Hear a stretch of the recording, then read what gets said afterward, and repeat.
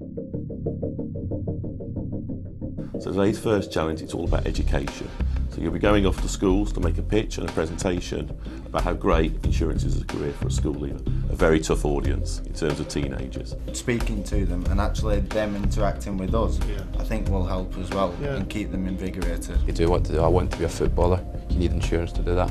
It's a great place to be. And there are opportunities. And who does know what they want to do when they're older? Insurance is a lot more than the meerkat that you see in the television. Insurance is far and beyond a lot more than that. Is if you can just shout out the team that won. Well done, Team Innovate.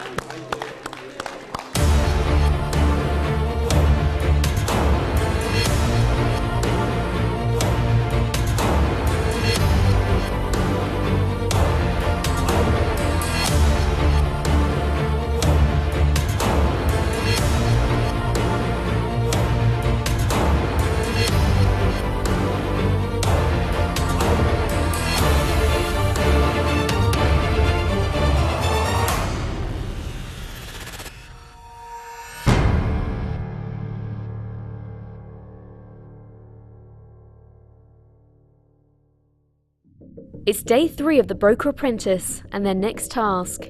For Team Brocode, the taste of defeat is still bitter. But for Team Innovate, the question is, can they repeat their success? So well done everyone, it's a great task, and I'm sure you've influenced a lot of those kids to start thinking about insurance as a future career. So on today's task, which is all about risk selection and risk assessment, you'll be going out with Duncan Calder, who's one of our leading risk engineers within Zurich, to assess a West End property, and you'll be using our new iPad app that we use to help our risk engineers and help our customers. So we are going to change the teams around a bit. So Joshua and Natalie, if you can swap teams for me, that would be great. And then I want you to go out and assess the property. Once again, Jonathan and Emmanuel will be my eyes and ears on the task, and they'll be reporting back to me. So good luck, and I'll see you soon. Haymarket House is an office block owned by Land Securities in the heart of London's West End, a stone throw from Piccadilly Circus and Leicester Square. It is here today that the teams will carry out a fire risk management task, aided and abetted by Zurich's risk engineer Duncan Calder and the Zurich What If grading app. Okay, morning everyone. Welcome to the Risk Assessment Challenge. What we're going to be doing today is a fire risk assessment of this building for insurance purposes. We're going to give you some tools that will equip you with the knowledge that you need to do that, and we're going to use the Zurich What If risk grading app in order to actually generate the grading score. You'll spend some time inside the building gathering the information you need. We're going to spend some time outside the building, and then you'll come back in here to actually undertake the grading assessment. And what happens at the end, we score up the individual risks, the risk factors, and sitting behind that we've got some maths and algorithms and different things that then convert that into a numeric score, so it makes it quite sort of transparent. Broadly speaking, 0 to 50 is sort of excellent, 50 to 100 is good. 100 is deemed to be the sort of average point in a sense, so 100 to 150 we call fair, and 150 plus is poor. So we will generate, when you complete your grading, you're going to generate a score that's somewhere in that range, and it's that score that we're going to use for kind of comparison purposes against the so-called model answer, and see which team has come closest to what we consider to be the right outcome.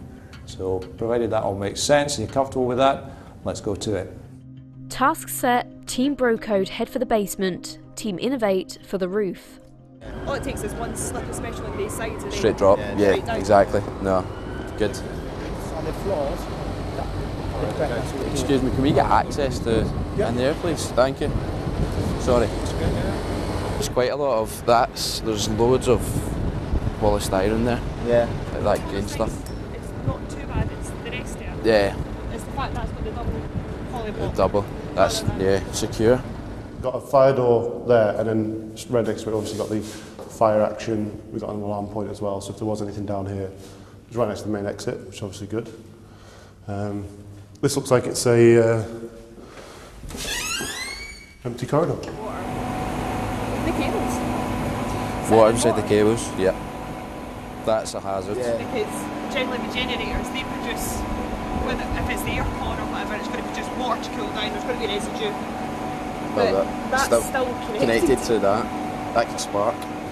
Fire alarm bells. Yeah, bells. So if we're talking about if that happens there, it's got the potential to move all the way up here. this is what a good corner in the building.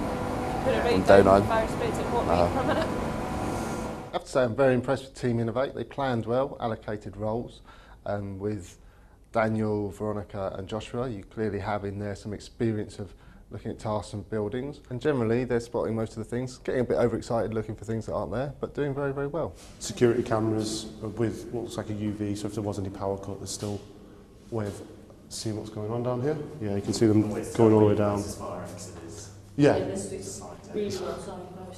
Like, the only concern is because they don't look like they are glow-in-the-dark type, what would happen in a case of power cuts? Has it got emergency lighting, or is it, or things like that. Yeah, this is quite a risk. If it's to get out of the building in a hurry, that might not be. Yeah, and that's quite a risk. Low objects like this that are clearly visible in light, but again in a power cut situation. Everyone seems to have a very good idea of how things are looked after for their fire risks, whose responsibility it is to provide which paperwork, and how things are sorted out to make sure everything's done to the T. General housekeeping is good. Yeah, it is tidy, first glance. I bet say there's 2 types of alarms for in here. I'm saying there's no pat testing on the plugs. No. Distance to potentially flammable. On the balcony below, you can see a packet of cigarettes down there. There's a smoking thing. So is there a smoking area? That'll be what? Right, that's what the balcony will be for then. Yeah, smoking exactly. Area, So that could obviously be. If you're having it high up, if it's on the ground, it's not too bad. But if you're having an area high up, it might pose a little bit Middle of summer, hot ash falling down. What connection does this have to the offices below? If a fire breaks out up here, is it going to alert the guys downstairs? In the same. Is that what a dry riser is it?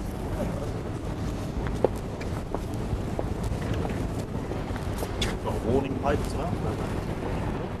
Walking around the building at the moment with Bro Code, it seems that really Natalie is taking the lead on this.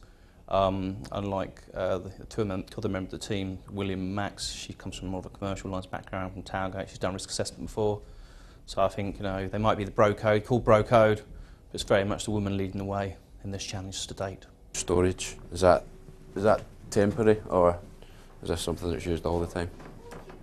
An accumulation of goods here. This looks like it's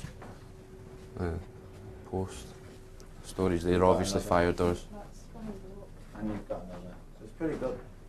Yeah, I think Broco will do pretty well on this task. Both got analytical minds, and especially with Natalie, I think they'll do really well on this task. Obviously, not as good as ourselves. Yeah, well, it's on permanent base, so that's something.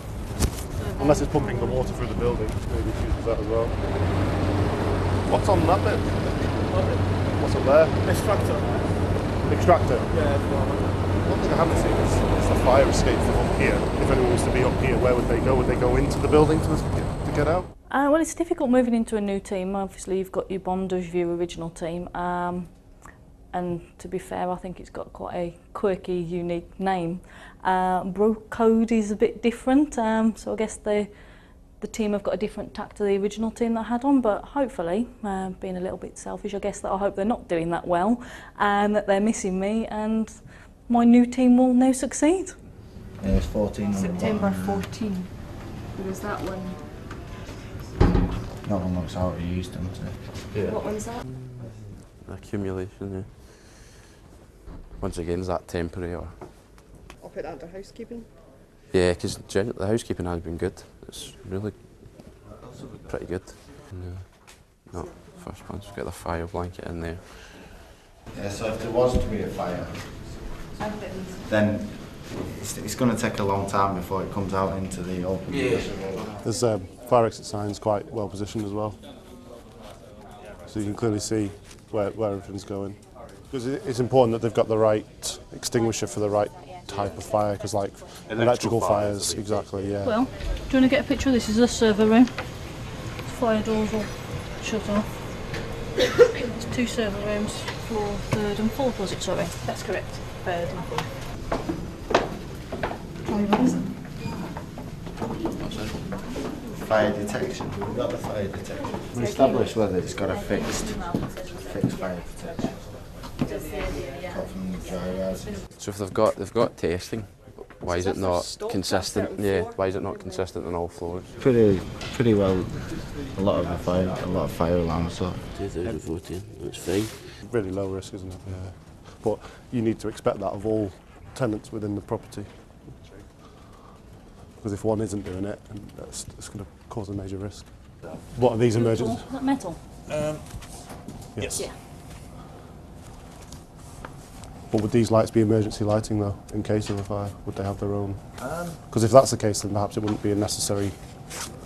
Yeah, it's true. You know, if it's emergency lighting as well as just day to day. And it's water based. It seems to be they've maintained the ones for the electrical, but they've not Not maintained water. the ones for the water. Yeah, that was the same in the 7th floor.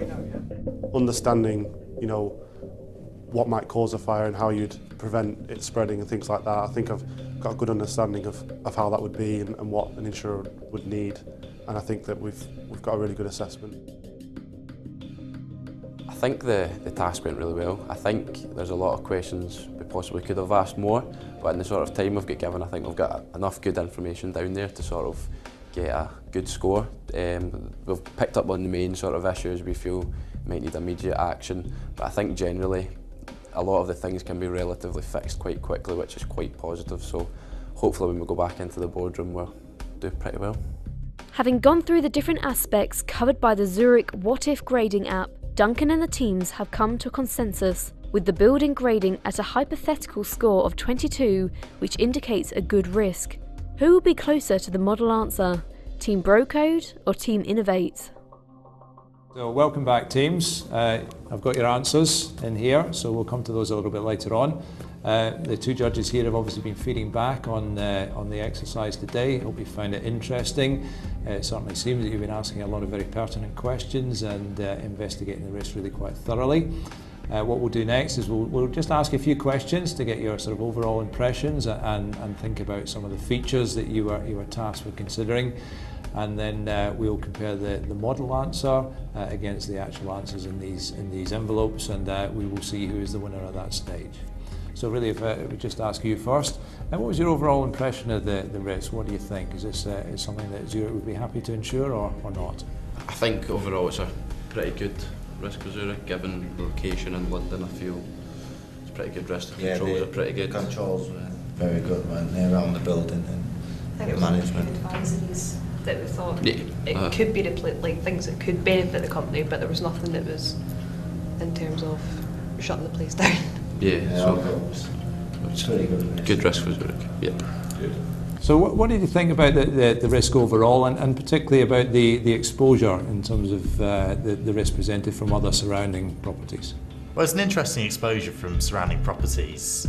Certainly with the restaurants and things underneath, it's a very interesting proposition, like we were pointing out earlier, with access points for the ducts, things like that. And I didn't even realise being enlightened of facing windows being a risk for travelling fires, things like that. So certainly opened my eyes a bit today about risk.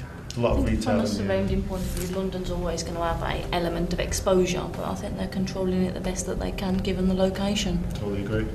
Okay, well that's good. We worked through it together, so we now know what the correct answer that we agree amongst us is. So we're going to see what's in these envelopes. So, Team Innovate first. Team Innovate. I have a 68 on here. And Team Brocode.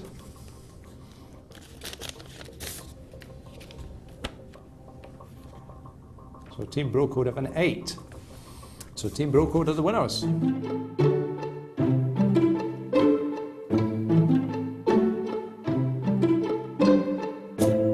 I'm certainly pleased to win. It's obviously great to have won the second task. We had a lot of experience through Natalie to help us out, so obviously that helped from her commercial knowledge. And I think we approached it in a really good manner of checking everything thoroughly, making sure we were happy with everyone's answers. Great bit of teamwork as well. Obviously ecstatic to win. Great team behind us. We worked well as a team. We all bounced off each other, took each other's considerations into opinion and came up with the right answers. Yeah, really happy to win. It was quite a challenging task to undertake, as it was something way beyond my knowledge. But working together, we were able to get good answers together and ultimately win the task. Yeah, having no previous experience within the industry, that part of the industry, I found the task really enjoyable, really challenging, and it's something I can take forward in my broking career and certainly put it to good use in the future.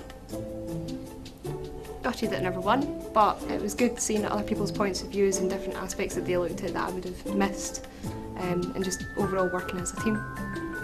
I'd agree. I think it was a good experience. I think I've been out to a couple of these things, we've done bits and bobs, but it was our first sort of own one that we've done. It was interesting to see the points we've missed, the points we got, and ultimately where some disagreement, it could be an A, it could be a B, so I think it'll stand us all in good stead going forward, and it'll definitely help us. I think the task went well. I think it was a new challenge probably for many of the people in the teams. I think it made them think. I think they learned something probably from the exercise today. I'm happy that they were really thinking about the right stuff as a team, debating some of the issues, getting their head around it.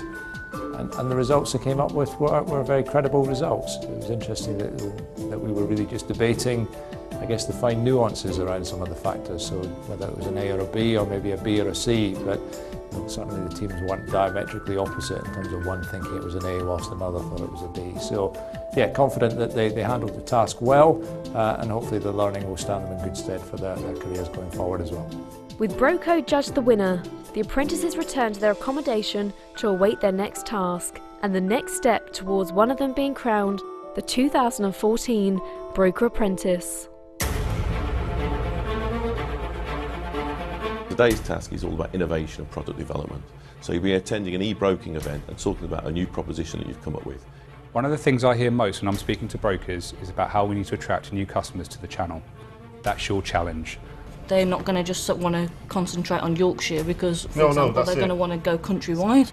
Yeah, it's just something that they could use relatively quickly. Everybody could be talking about it and go, that's really useful.